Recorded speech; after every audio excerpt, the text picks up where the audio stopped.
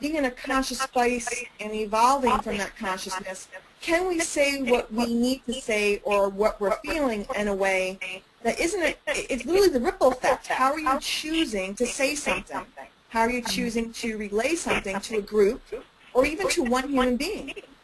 Exactly, because what it's all about is honestly to stop some kind of automatic reactions. Give yourself some time to not to react immediately. You have to stop the automatic part of it and start thinking instead.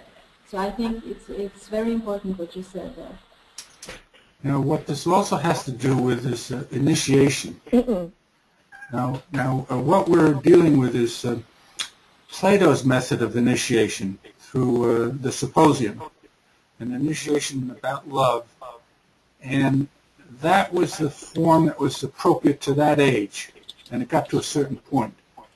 And then Aristotle then had his own method of initiation, and then St. John then a more advanced form of initiation.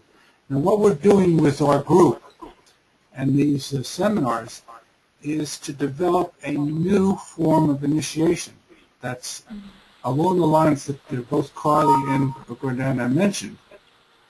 And it's to do it with those methods that you talked about. That is to use each of us, and then it's coupled with even a deeper form of initiation appropriate to Americans is to initiate ourselves through business. And that would be the appropriate form that Americans are used to. Amway was a good example of how that was done in a very materialistic way. You know, the building of a group activity and making money by that sort of hierarchical marketing setup. But that's what we want to do with what we're developing. A combination of this kind of conversation and to figure out how we can operate as a going concern using these type of methods. Now, Bill, do you have anything to add to this? Bill, we can't hear you. I don't think so at this time, Andrew. Can you hear me now? Yes, okay. And Okay. Becky, have Yeah, you sorry. anything to say? I don't think at this time on that. Okay. I would like to say one more thing about the argumentation and about the sharing, because I think that what you said, Andrew, that we are going through a new form of initiation. If we look historically, it's always about argumentation, but we are going from argumentation to sharing. We are going from a hierarchical form to a less hierarchical form. We are going from a masculine form to a more feminine form, or a more balanced form of sharing knowledge with each other. So I think that is what we are trying to do. We're trying to stop the conventional way of sharing knowledge and start something new, something different, something more evolved. So that's what it's all about, I think. I'll give you Well, yeah, go ahead, Carly. It's kind of like you're trying to explain to people, and some people really don't get this because, you know, explaining to people what vibration is or energy is, unless you're a scientist, they think you're nuts. And it's like these people that are, you know, protesting abortion, and you try to explain to them the act of their violence and protesting, and they're screaming and they're yelling and ranting, just like with all this Boston situation, is no different than the people that are doing the killing. And that's what people they haven't learned, is that there are ways. It's not censorship. It's not shutting you down. There's just ways to communicate, and also sometimes a time and place. It's not always appropriate to have, you know, an argument, for example, in front of your children or in front of a boss or what have you. Being mature enough or evolved enough to realize that you can still have a voice, you can still have an opinion, and you can still agree to disagree and honor each other's positions, if you will, and also pick and choose your battles and where you're choosing to have them. And it's amazing. I can't believe I've seen so many coworkers and people that I work with who are actually starting to reevaluate who would choose me to be friends with based on what we saw on their walls this past week. It was, and some of these people are famous. One author has a new book coming out, and she had this whole war rant on her page. And I was shocked. And I know this person. And we actually really had to reevaluate. And this is the thing when things like this happen, like Boston or 9/11. It brings up a huge global consciousness of evaluation. Like, who are you choosing to surround yourself with? And what are you choosing to do with what you're seeing? And how are you choosing to react to that? I think that what you just said is a description of why some type of knowledge is called secret knowledge. It's not secret, it's just hidden, and you know that you cannot speak to everybody about it because they're not ready to share it with you, or you can't share it. What you said about vibrations, for instance. You're going to be laughed at, or they're going to see you as a total idiot just because they're not ready for that type of information. So that's why it's secret, I think. And that is why in last week's conversation I brought up about we as teachers or mentors or coaches need to be able to tap into our clients. Because when I was saying that when she got argumentative about, it's not my job to get them to get it or not, well, actually it is. The thing is, it's how we do it. I have clients that I can't talk about the chakra systems or vibration or energy. And I have other clients that I can. The difference is I've tuned into them and did an intake to realize what level they're at. And I can talk to them and teach them about the chakra system and vibration just in different words, in a different way that they can contextually understand what I'm saying. So it's not that we can't teach chakra or consciousness or evolutional thought. It's how are you choosing to deliver that message to someone who's at a different stage. So, it doesn't necessarily have to be secret. I think it's more about how we deliver the content or how we teach it, however it is that we model that behavior. The other element that's involved with all of this is experience. We are in a new age where it's experiential knowledge, wisdom that's necessary. You can't teach so-called secret wisdom intellectually. You can't. If you start to list the doctrines and dogmas, that won't work. Now, we are beyond the age where that did work a bit. The intellectual age. We're really on the other side of that now. The group of us are on the other side of that intellectual age, and now it's the age of the spiritual soul, and that's experiential. So chakra, yes, you can have books on it, descriptions of it, and that won't work. But if you've experienced some sort of awakening, then you can understand it and then relate it to some intellectual discussion. Well, one thing I do want to bring up about, like Gordana's bringing about communication, when we're all on these calls, if we're, choosing to type or do other things, make sure you put your microphone on mute, because otherwise everyone else can hear the typing, and it makes it hard to really hear the full conversation. Is somebody typing now? I'm on the pen. How do you put it on mute? If you look up on the box where it says Go to Control Panel, there's 4 buttons on the left-hand side. You'll see one that has a red arrow, one that's got a green mic. You hit the green mic button, and that'll mute you. Okay. I heard it in the last one as well. I heard typing in the last conversation. And usually when I start any sort of meeting with my groups anyway, the first thing I always say is turn off your cell phones so they don't ring while we're, and I always tell them to mute themselves. Because unless they're actively communicating, and if you are, you really do have to make sure that your mic button's on mute. Otherwise, it distorts the call. Now, especially if we're recording it, which we're going to start doing. Yeah, explain that again, Carly. Where's the mute button? If you're in look at your go-to meeting control panel, and then you'll see on the top bar says attendee list, and a max. On the left of that, there's a sidebar that's got a red button, a green button, and a blue button.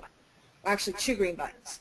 So the first green button you see is a picture of a mic, and the second green button you see is a camera. If you hit the button that has the green that says the mic, the image of a mic, if you click on that, it'll actually mute you out. And then if you click it again, it'll actually bring you back into conversation. And Andrew, can I talk about that? What I'm wanting? Okay. Yes. So, part of what I do is I also produce and direct, and I do a lot of actually this type of thing of videoing, and I have a weekly video show. And I want to help Andrew bring Classic Insights to more of a light. And I did, by the way, have that meeting with the publisher, Andrew.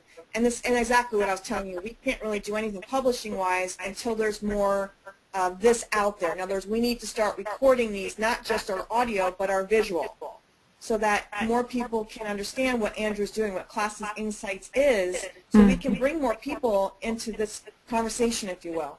So I'm going to be working with him a little bit on, part of it is coaching on what media is and how there are some protocols. You know, you have to have more energy in conversation, because then you pull the voice out. You have two different modalities. You have a podcast, which is just voice, right?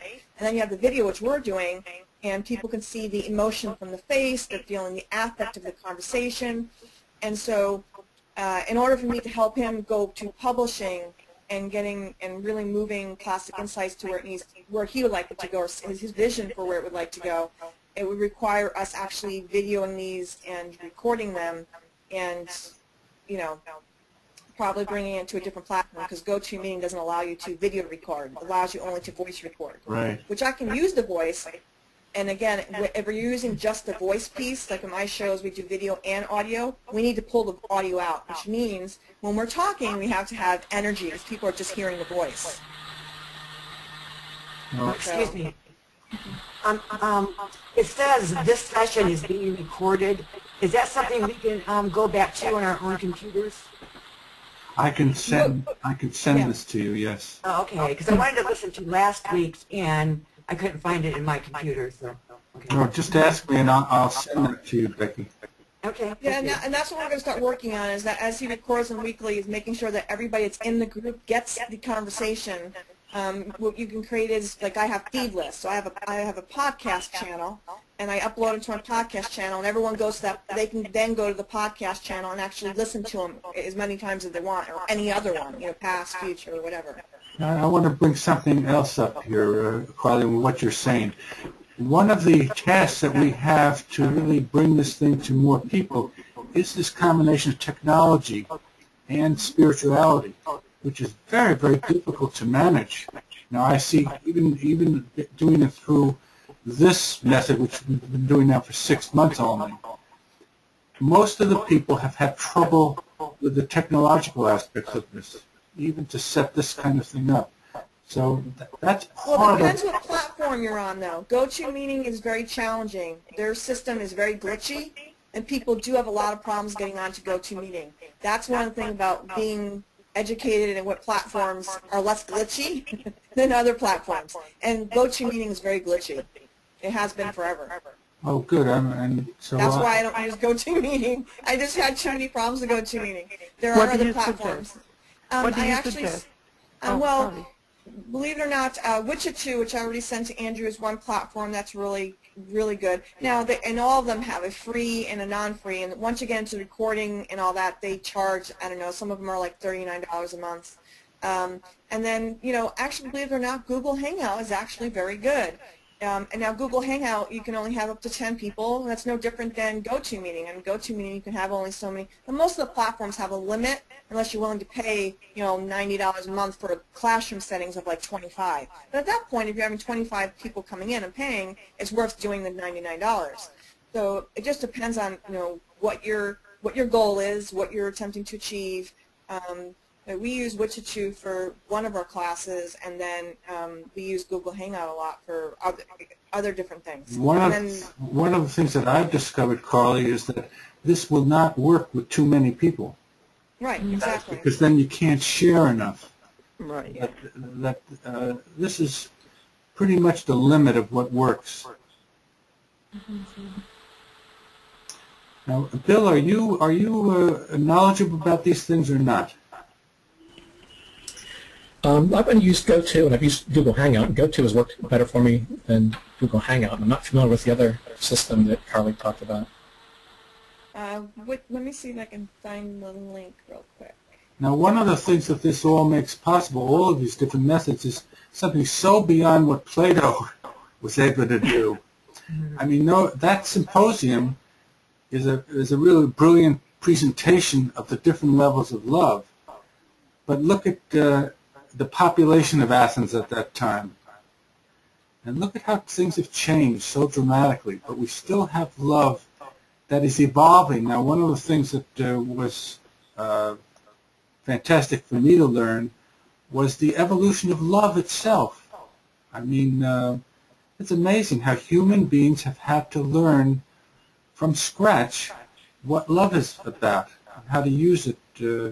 And this should be a world filled with love and the power of love, and instead it's filled with violence and hatred. And that's what people think the world works by. And of course that's an illusion based on just having a time frame of one lifetime. That's why that also has to change. We have to figure out how to come to grips with prior lives to expand our time frame. I think that people don't understand how important their thoughts and actions really are, because they see their lives as this particular physical life they're living now. They don't understand that every single thought is a part of all that is, and it stays there forever. So it's a part of an evolution. So if you think loving thoughts, you are helping to evolve love. If you think violent thoughts, then you're helping to evolve fear. So we're always evolving something with our thoughts, and that I think is a big problem, because people don't understand how important their thoughts are. They feel that they are very personal, nobody can hear them, so it doesn't matter what I think. But it does matter what you think. Thoughts become matter when you think about them. So I think it's important. Gordana, that's very important, very interesting. But one thing I wanted to point out is the difference between Plato and Aristotle. With Plato, you have an old form of reincarnation that's in Plato. With Aristotle, that's left out. So when you talk about evolution, it's very interesting how evolution works. It doesn't work in a straight line. It has its sort of vibrational levels, and so that for a couple thousand years, reincarnation is really, in the West, is out of the system, and now we have to bring it back in, now that we can handle it. Well, that's also a very dicey subject, if you will, when we get into topics of reincarnation, and it's also attempting to explain to people, we're talking about the laws of attraction, and that words are vibration, and how it creates that ripple effect. It's also teaching them the whole, we are on multiple planes simultaneously. So as we are here, we are on another plane. What we do here affects, and you know, that's an endless conversation based on people's beliefs, you know, karma, dharma, you know, all these different layers of things. To try and explain to someone, you know, why did a 5-year-old, you know, child get cancer? You know, there's, you know, why is it someone who's never had a drink in their life, who's never smoked a cigarette in their life, get cancer? And that person could be 100, and a child that's 5 can get cancer, and that gets into a whole multitudes of conversations of theologies and philosophies, and the multiple plane principles, and as you're saying, our principalities of energy of what we're saying. And that's a conversation that needs to be, I guess, if you will, fostered based, again, on where someone's at. Because if you just kind of throw that out there, that we're on multiple planes, and that what they say, because now, the law, part of the problem with The Secret when it was you know, came to light, the movie, they only gave you part of the answer. So people all of a sudden, oh my God, the secret is here. If I just think it, it'll arrive. And we're physical beings. That's kind of the conversation I had with Andrew the other day as well. Is yes, we are spiritual beings, and we are on this physical plane. So if you spend all your time in the spiritual realm, and you spend, you know, all your day in that ether, if you will, your physical plane is going to be a mess, because unless there's balance and you know how to go from one plane to the other very seamlessly, you know, people are going to not relate to you. They're going to be like, oh, you're talking down to me, and you know, you're in La La Land, and what you're saying is, and I've seen it time and time again with these people that are calling themselves gurus, if you will, and people really get repelled. My whole point is, are we repelling or attracting? Because if we want to get the message out, if we don't communicate in a way that other people can hear it, we're going to repel people. Yes. at the Again, it same gets to time, the experience, and not Yeah. not just Yeah. argument and not just theories, but experience. Because Mhm. if you've had these experiences, then you know what it is, and you can talk to people who know what it is. You don't have to convince or argue with anybody. You just delve into this, sharing these experiences. Now, when I began this thing, I used to think St. Paul was a crazy lunatic until I had experiences myself that opened me up to the fact that people have different experiences than I've had. And it doesn't mean you just have to ignore or negate those experiences. You just open yourself up to another's experiences and you'll learn something from it.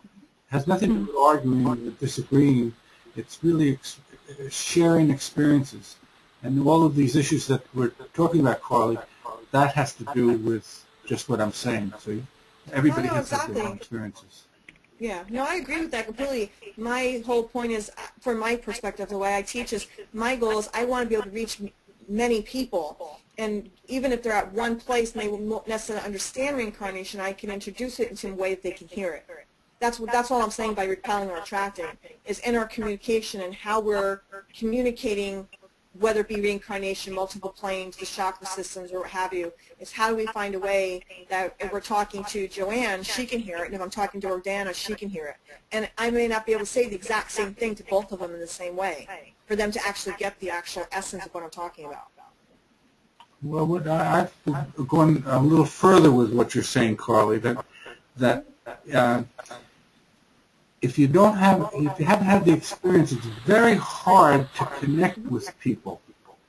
So you have to find out where they've had a certain experience and see if you can connect with them on that basis, whatever that experience is. But some people are so into this world, they really can't be reached. There are other people that are so into, say, spiritual kind of thinking that they can be reached. Difficult as it might be, they can be reached because at least they're open. But people who are really extremely materialistic, they're virtually impossible to reach unless they've had then some terrible experience, and then that opens them up, which is the reason why pain and suffering is important in the world, because that's the awakener. Right, I agree with that. Can you guys hear me? Yes, we can hear you. Yes. Because I came to the call late, and I don't have a hotspot up here, so I'm just on my cell phone. But it's Liz, and I just wanted to say that people are ready when they're ready, and we can be out there and just be present so that they can access us, and hopefully, when they are ready. And I agree with you, Andrew, that it really is through experience. And when we have something as horrific as what happened in Boston, we do get to choose whether to grow out of that experience and, not look at it from fear, but through love and through helping others. But again, that's a choice. And some people don't even know that they have that choice. And I just think that people are ready when they're ready. That's been my experience. And I know that we can reach them in different ways and different avenues. And I think that the more we work in this world creatively with our different endeavors, hopefully that will just keep expanding. Liz, I'm glad you've joined us, and it's nice to hear your voice. I will send you a recording of this when we're finished. Okay, great.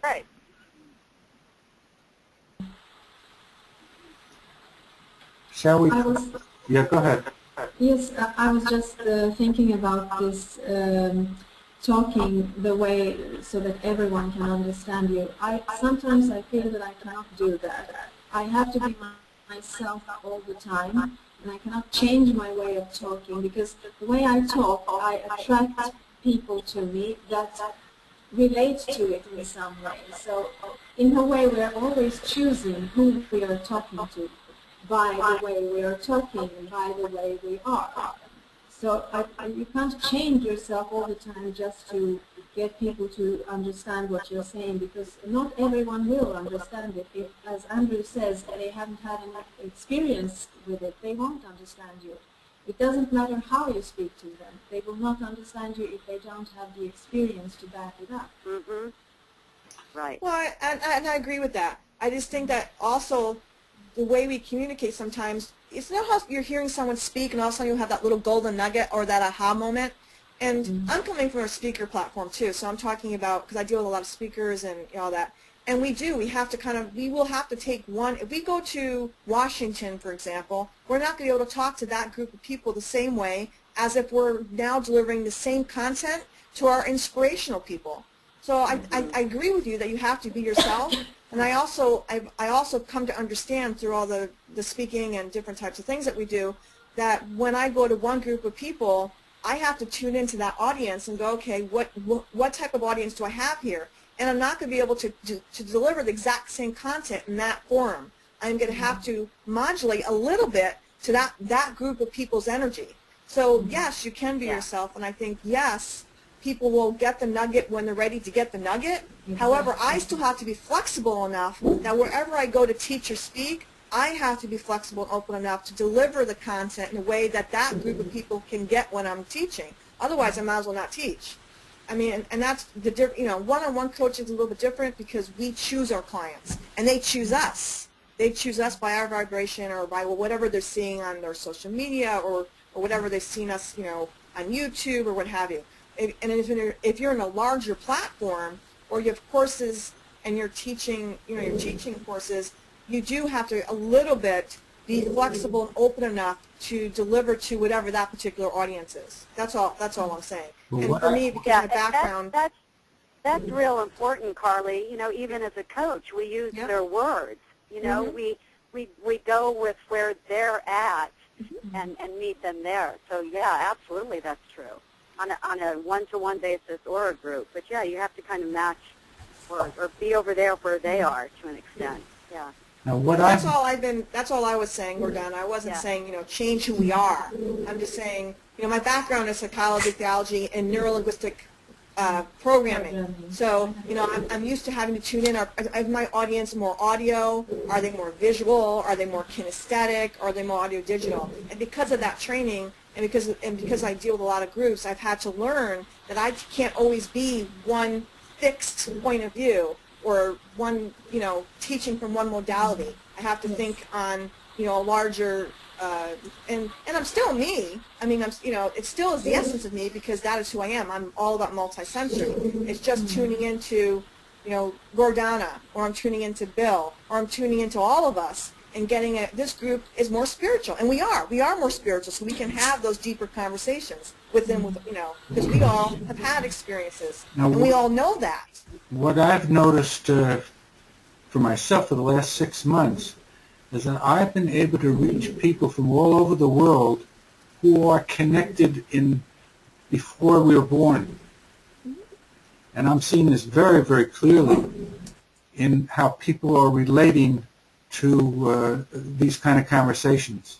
And it's very exciting for me. It's like re-meeting people.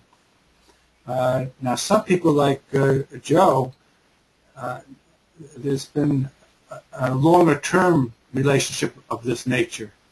But I see that this is the hidden element that's very exciting to have tools to open this up, to reach out and find out where these other people are and how to reach them. Again, it's the same thing we're all talking about, but this is what's behind the scenes, so to speak. How come people have the same vibration level? Where does that come from? Yeah, related to some of the things you were saying, what has worked well for me is before I give a presentation, I always ask myself, what are these people ready to hear? And I wait for the answers to show up, and that has worked well.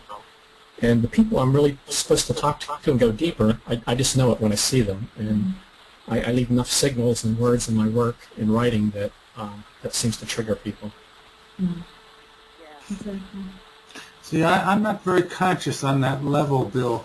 I'm missing that level. What I've done is just been single-mindedly devoted for 40 years now to work that I consider just essential. And it's through the work that I've been able to reach people. And not to, and of course my wife always complains about this, that I'm not able to morph myself in any way other than I've done, and I've been just steadfast in doing this, thinking that the work itself would attract people. And now, thanks to Carly, I'm able to, and Gordana and the rest of you, I'm able to find people that can help me with what I can't do myself.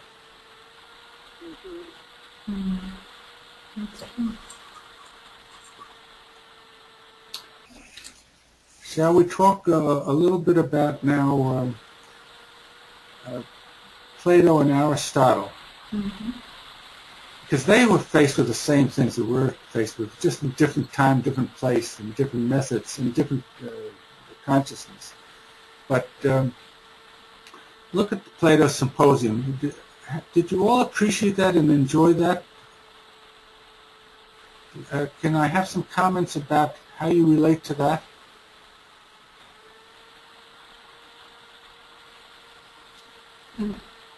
I've always had some difficulties discussing love intellectually. So I had a hard time to ask myself the right questions, because I want to experience love. I'm not used to reading about it, so I had a hard time reading about it, and I usually don't have hard times reading things because I'm very fond of reading. So this time it was I had to think more than I usually do. So for me it was challenging. That's a very interesting comment. My mother was so pleased to be able to read the symposium after reading the lecture guide, because she had tremendous difficulty reading the symposium. But that's because this was the beginning of the logical thinking. This is the beginning of a new form of consciousness. And Plato introduced it, but in a way that led up to what you're talking about, Gordana, that when you get to, first of all, you get these brilliant discussions about love on a very low level, and then you get to Socrates, which is trying to explain love on what you just said, Gordana, not to intellectualize it, but then to experience the Diotima as his spirit guide. And so it was, again, an experience, and that's really the point to that. And then that's the extent that Plato was willing to go exosterically, that is outwardly, in bringing that to all of us. But that was a new form of consciousness, that through thinking. And then with Aristotle, even further along those lines, that he was super intellectual. If you think Plato is hard, reading just passages of Aristotle to me is just terribly difficult. It's so over-logical and so over-intellectual. That's because that was the age that was developing there. And we've lived in this, in a certain sense, a terrible age, these last couple thousand years, but in a sense necessary to develop freedom, because that's the way we all got into ourselves, separated ourselves out from the divinity in us, and then in our own freedom to connect back to the spiritual, which is what we're all doing now. I think that specifically Aristotle, I had really trouble reading this because I find it so masculine to read. His way of writing things, everything is in hierarchies. He's ruling people out. For instance, in the beginning he writes that if a person is too young, we cannot discuss life because he hasn't lived it yet.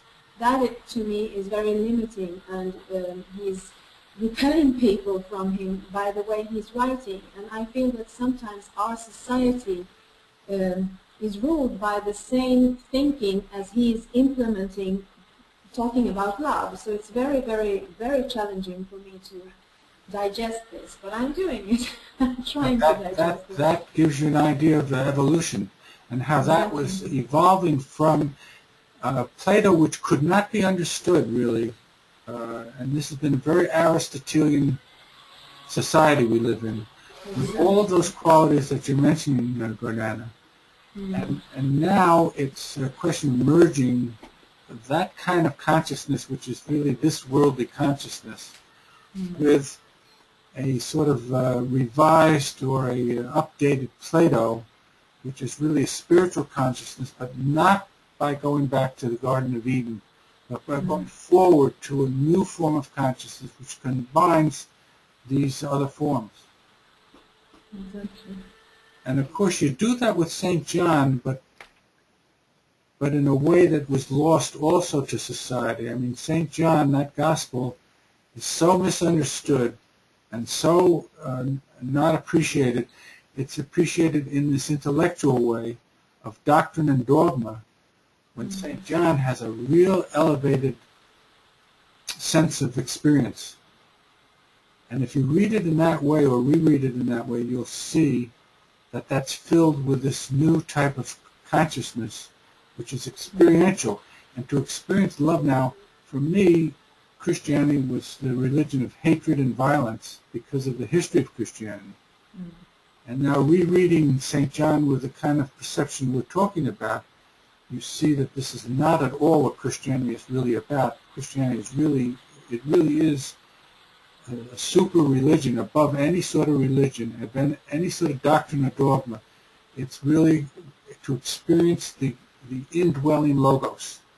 And that's what this essay tries to bring to us in a very truncated form, not unless you do what I made you do, Gordana, to get you to read Plato and Aristotle, which is a painful experience. But to get you to really experience in a direct way the spirit in us, the indwelling logos. And that's, of course, my mission in life, to really try and spread that. What is that experience? What does that mean? What would that mean to the world? Because love and logos and logic they really are a light. Those are concepts that are all really real, and we have to really bring it inside ourselves and bring it into the world. Carly, you look like you want to say something. Oh no, I mean basically when you look at religions, I mean I grew up in private Catholic schools and I changed the Our Father prayer to Our Father was everywhere when I was like very young, because I got that Our Father who art in heaven and hell wasn't really a consciousness of we. So literally as a child I changed it when I say the prayer when I went to bed was Our Father was everywhere.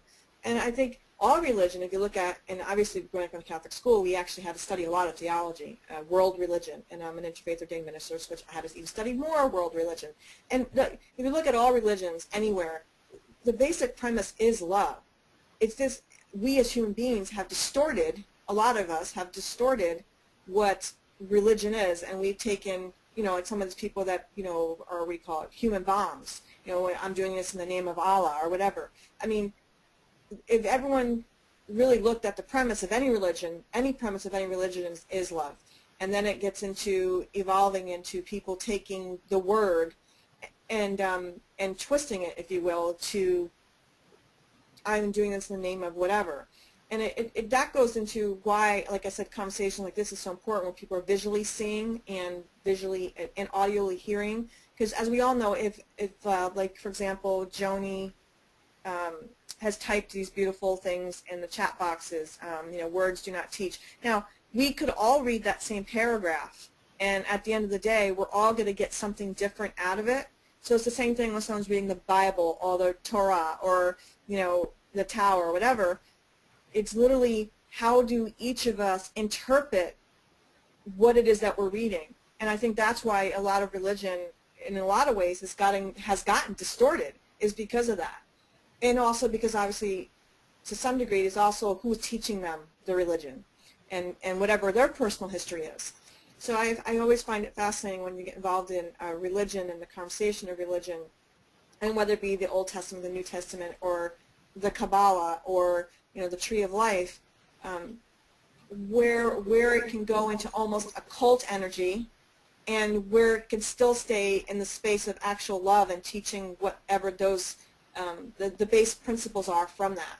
Because, some people say Scientology is a cult. Some people say, this, I mean, it's amazing to me how theology can evolve into something that is hateful and dark when the premise is, in essence, if you really look at it, is love. Yes, and it's actually the premise, that's what life is all about, to learn and experience what love is. And the process now is what is so important. That is, if you are brainwashed in the most wonderful things, the process will distort it. You can't be brainwashed with what you're talking about, Carly. It has to come through your own freedom, through your own way of experiencing these deep things. Then that's what humankind is supposed to evolve to become beings of freedom and love. And you have to have freedom before you have love. Because after all, when we were all one, say in the Godhead, when things started, there's no freedom. Who's going to leave the Godhead? And that's where freedom began, leaving the Godhead and becoming separate individuals, which we all have become, and then to regain that lost sense of oneness. But then it's a new form of oneness. It's not going back to the Garden of Eden. It's to have all of our experiences and all of our personality, and then to really come together with the togetherness that we are all one, but with this uniqueness that we're all one, but we're all different and separate. So how do we arrive at that? That's the beautiful plan of the world, to come together as one from our separateness. And the trouble with religion and cults and whatever is that it separates one more from achieving that, because it gets you involved with whatever the religion is and whatever the doctrine is and whatever the dogma is. There's no doctrine and dogma if it's experience. I like that. Now, how many of you are familiar with the Gospel of St. John? Now, Carly, this is what I mean by how the process goes, or Joe. Any people who were brought up Catholic, first of all, I find it amazing that for ordinary people, the Bible you're not allowed to read the Bible for many centuries. Imagine that. What the religion is based on, and you're not allowed to read the Bible. So that's the first thing. And the second thing is in 869 A.D., the Catholic Church made it a heresy to consider spirit as different from the soul, as distinct from the soul. Now that is in our dictionaries now. So it's not just Catholicism and Catholic doctrine. That's become the doctrine of our modern age, that there's no real difference between soul and spirit. But what we're doing now is really we are trying to come to consciousness about our own spiritual being. And to me, that shows how difficult it is what we're up against and what we're trying to accomplish. We're trying to accomplish not any sort of doctrine or dogma, but we're trying to create the experiences and the conditions so that people can experience their own spiritual entity, which is the spiritual self. This is, and I see no matter what the cult is or what the practice is, even with anthroposophy and Steiner, which I have such admiration for, they're not doing this. They're making Steiner into a new religion, which is to say, okay, Steiner said this or that, and it's true. No, it's not true because Steiner said this or that. It's true because you have had this experience that then, yes, then you can see what Steiner was talking about, or I can see what Carly is talking about, or I know what Gordana is talking about, what Bill is talking about. Then it's not Bill's doctrine or dogma, and it's not Carly's doctrine or dogma. It's just, yes, these are mutual experiences that we're having, and that's the proof. Yes. I think that if you want to change a belief, for instance, because we create our reality through our beliefs, and what we think that we know about reality. If we want to change a deep belief, we need to have the experience to back it up. If we don't have the experience, the same belief will create the same reality all over and over again, 80 times until we die, or maybe 90 times or 110, I don't know. But that's why it's important to have the experience. And if you get stuck in some kind of religion or doctrine or something, you will not have the experience because your beliefs won't let you have it. So you have to all the time question your beliefs so that you can have the experience and illuminate yourself and evolve. So I think that's why experience is so important. And we can't just talk about things, we have to live them, to believe them. Now, Joe has a good story to tell in terms of this, because you were turned on by a book in a very strange, interesting way, but until you grew older, you couldn't make a head or tail of that book. And Yeah. the book that I think Bill has just read. Tell Bill about that, Joe. When I was in my early 20s, I came across this book called Becoming Aware of the Logos, the Meditation of the Gospel of St. John. And I read it, and I got some of it, but I didn't get everything. And then for many years, I put the book down, and I decided to read it again. So I reordered the book from Steiner Books, and that's how I met Andrew. I participated in one of his, on the course, Becoming Aware of the Logos, the meditation on the Gospel of St. John. And that was quite, it was quite an experience for me. Yeah. So you had to be old enough to, by the way, that's why Aristotle was not so off. I mean, you have to have a certain age to have certain experiences. Now, to explain sex to a 5-year-old is a ridiculous, impossible task. But that's the same way with all these experiences. As we get older, we have life experiences that is enabling us to open up to further, deeper experiences. Now, Bill, the book that Joe mentioned was by Kuhlevin, which is the same author as From Normal to Healthy. Yeah. Yeah. Now, That's an amazing book. Now, getting Really. back to what initiation is, now Kuhlevin was a great initiate.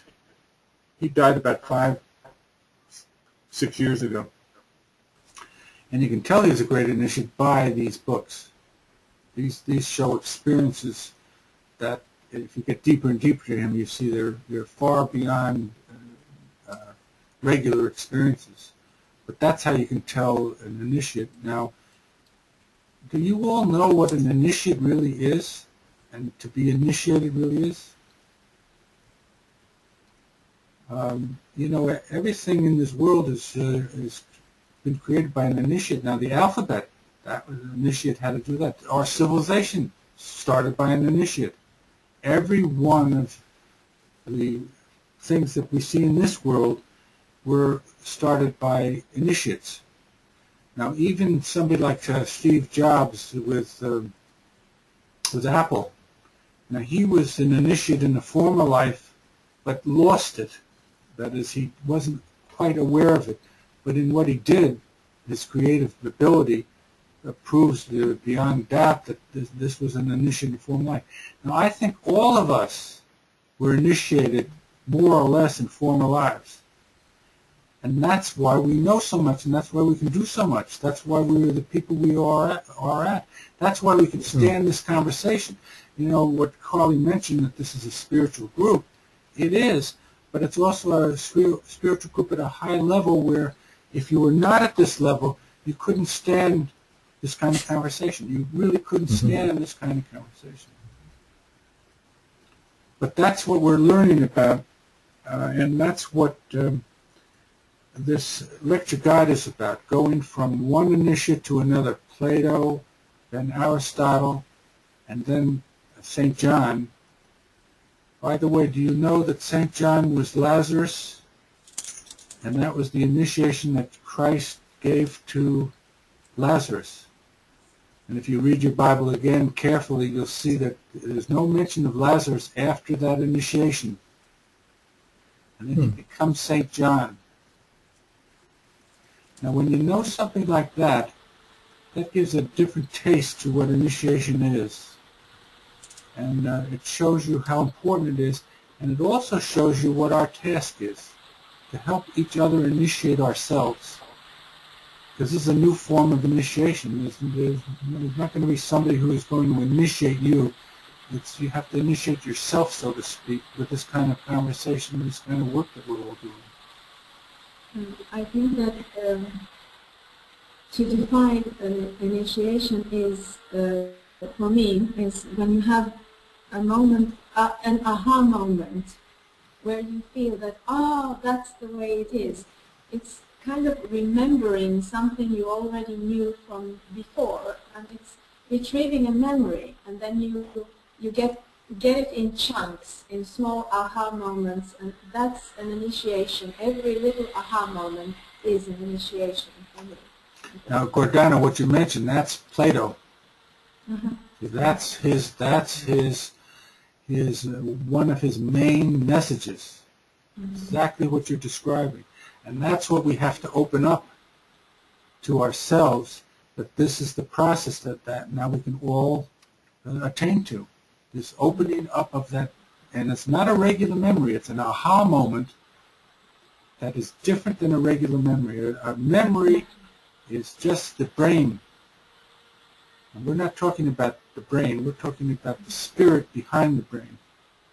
Because an aha moment gives you that pleasure or that feeling of joy in your body, which is very hard to explain. It's like talking about humor or poetry. It's the same feeling in the body when you have this aha moment. And I think it's different from just remembering things from your life now.